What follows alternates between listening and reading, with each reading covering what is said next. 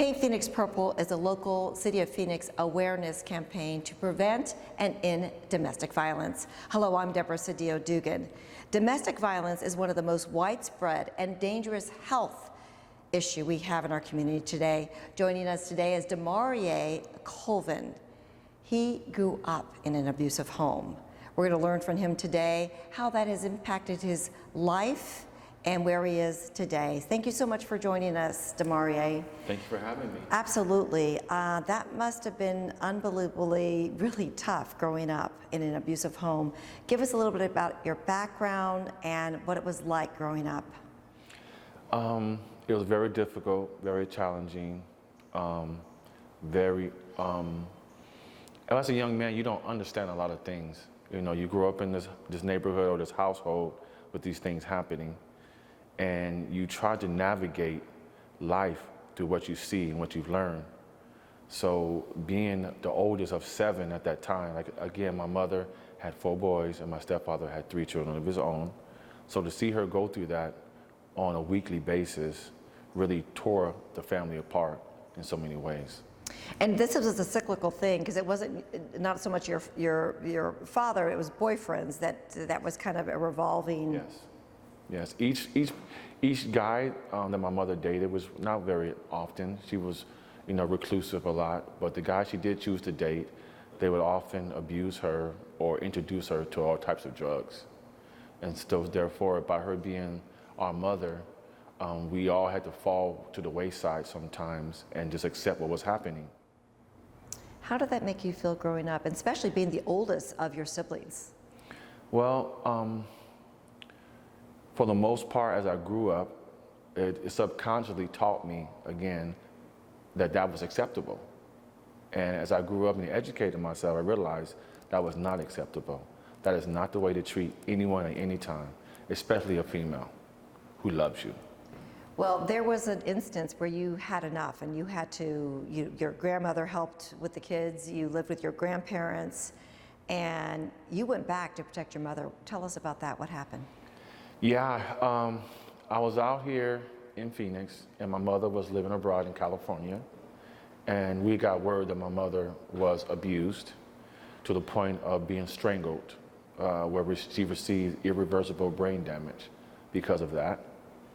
And as a young man who loves his mom and wants to protect his mom, and all those years I couldn't protect her as a young adolescent, I went back to see this gentleman face to face. And things occurred, and then I ended up coming back to Phoenix, and some other situations happened, involving again domestic violence with my own high school sweetheart, who I had 2 children with. We were together from 15 to 20. And that situation happened when I ended up becoming incarcerated because of everything that was involved in it. So let's get this straight. You actually went to go protect your mother and take care of business with her abuser. Yes. But while at the same time, you were doing the only thing that you knew how to do in a relationship was to be an abuser. That is correct. I also abused because, again, I was subconsciously taught that that's how you treat your woman. And it was an ironic thing that when I finally got the epiphany later down the line of growing up and realizing, no, that is not the way you treat a woman. That is not the way you treat somebody you love. You protect them, you guard them, and you support them. So yes, I ended up being an abuser myself later in the years as a teenager. So when did you have your aha moment and that epiphany and turn your life around? And what did you do to take you to get where you are today? That's a good question. I want to give this movie some accolades because it was a movie called What's Love Got to Do with It, starring Larry Fishburne and Angela Bassett. Once I saw that movie and I saw the abuse from a different perspective, it changed me. It opened my mind, it opened my heart, my soul, and it made me want to be a better person. It made me not ever want to put my hands on a woman ever again for any reason. That's what changed me. And from that point on, I was on a mission to do whatever I can to change the outcome of domestic violence. And you were such a wonderful spokesperson for the City of Phoenix and this actual campaign. Talk about some of the activities you do and the shirt you have in your on top of your lap too. So what kind of things are you doing to actually voice your journey and to make a difference in our community? Well, I met a gentleman by the name of Sergio Gomez and Nicholas Venezuela about 5.5 years ago at one of the Phoenix Purple domestic violence campaigns where we were asking for donations, toiletries, food products, and everything for the local shelters for women. And I saw the poster at one of my service centers in Okima. I was just started with the city.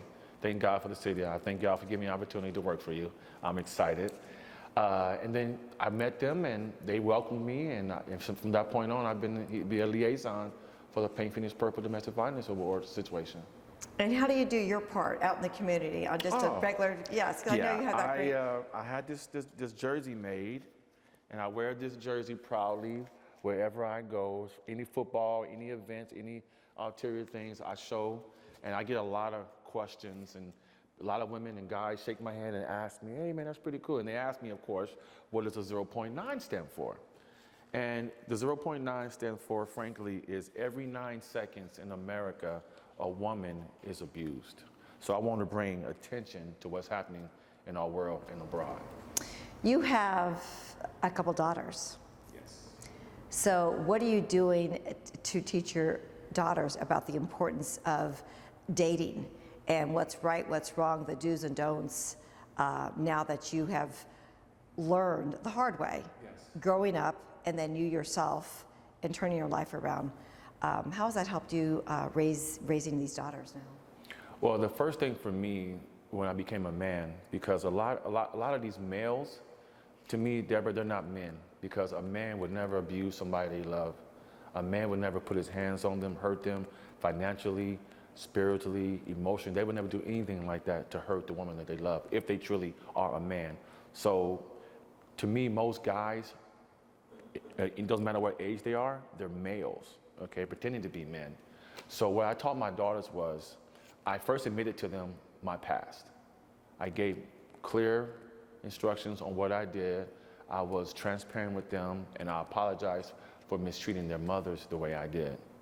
And they were really shocked, and they accepted me and they forgave me. And from that point on, I just digitally watch them and help them and give them advice on any relationship that they may have in the future.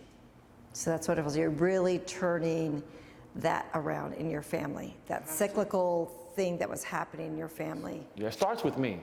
It starts with me and it ends with me. So it was very important that I showed them.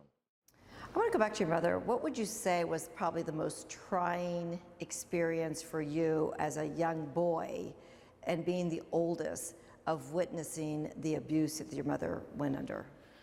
Well, it's going to be in my book. I'm working on my biography right now, and it's in an in-service called, the name of the book is First Degree Fool, and the Reconstruction of My Soul, Part 1. And in it, it describes how I was trying to defend my mother on different occasions, and I was thrown around the room like a rag doll by my mother's boyfriends. So the biggest impact for me was not to be able to be strong enough or big enough or man enough to protect my mom or my siblings. What were you experiencing? I mean, just the fear, what do you remember what you felt like? Yeah, it's coming back to me now, so please forgive me if I get a little emotional. It's like reliving it all over again. There was incidents where my mom had knives to her boyfriend's neck in the kitchen, and we don't know if she's really going to cut his throat, is he going to stab her.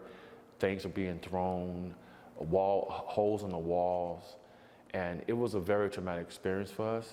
But as a young man, and always believing in God, you know, I feel that He gave me the strength and the tenacity and the fortitude to shield my brothers and sisters from whatever was happening. Usually the cops would be called, and my mom would lie to the cops saying, hey, we're fine, with a black eye or her clothes torn or whatever. But usually the cops would be called, and then the whole situation would subside and things would cool off, and then it'd be back to normal, and that's what you would call normal the next day.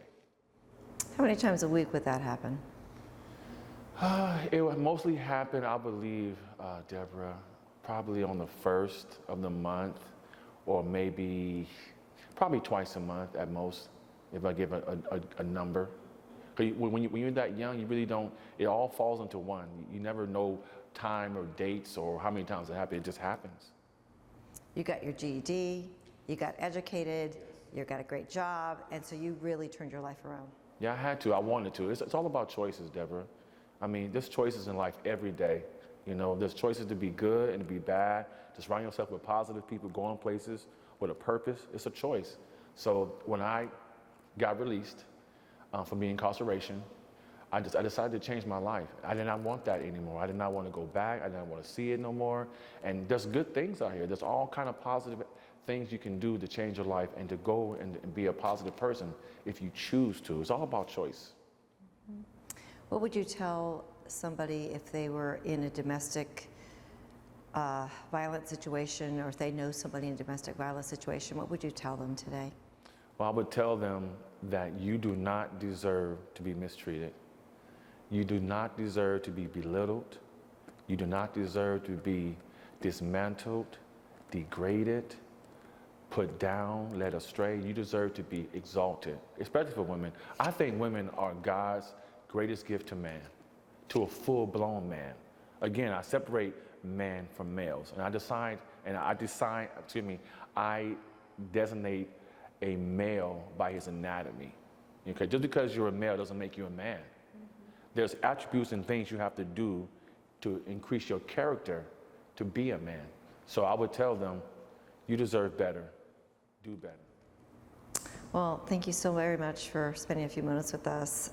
Really appreciate it. Wish you well, and thank you for everything you do in the community and really making an awareness about this really huge public health issue we have in our community. If it was my will, Deborah, I would like to eradicate domestic violence. There was no need for it. It's a subconscious learned behavior. So if you can learn it, you can unlearn it. So, and if there was a way of some kind of programs or anything that we could do as a collective force in the communities around the world, let's work together and end domestic violence once and for all. I'm here to help any way I can. Thanks again, DeMariea. Thank you. If you or a loved one is experiencing domestic violence, you're not alone.